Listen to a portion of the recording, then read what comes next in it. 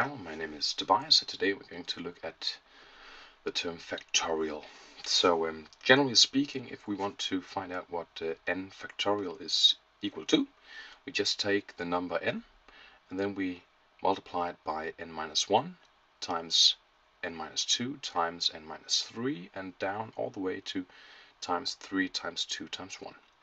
So from the number we pick, n factorial, and down to 1, we multiply all the way down. A special case here is 0 factorial, which equals 1. And now we've got some examples here. Example 1. So 5 factorial, for example, would be 5, which is our n up in the formula. So 5 times 4 times 3 times 2 times 1. If you wanted to see it alternatively, you could say 5 factorial, and then we just reverse the order here. 1 times 2 times 3 times 4 times 5.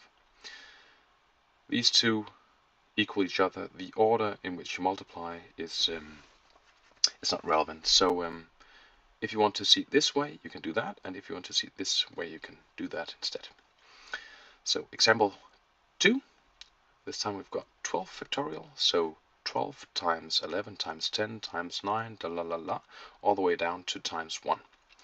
If you want to see it alternatively, you could say 12 factorial, and then we just once again reverse the order here. So we start with 1, 1 times 2 times 3 times 4, and all the way up to 12.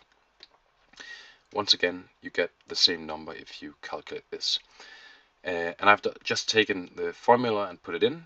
If you have a calculator, you could calculate these quite big numbers you get out of this. So 12 factorial would be a big number. Then we've got example 3. That's just a special case, just to see it. So 0 factorial equals 1. There's nothing special to it. And then we've got example 4. If we've got 100 factorial, for example, then we would say 100 times 99 times 98 times 97, and all the way down to 1. Alternatively, you could see it again, once again, as 100 factorial equals, and then we just reverse the order, starting from 1 up to 100. Again, this would be a very, very big number.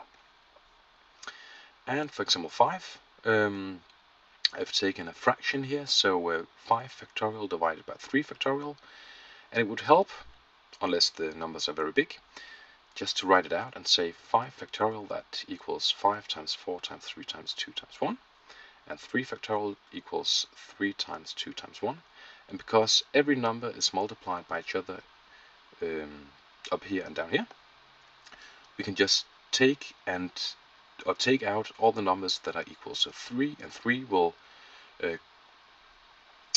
go out, and 2 and 2 will go out, and 1 and 1 will go out. So we are left with 5 times 4, which equals 20.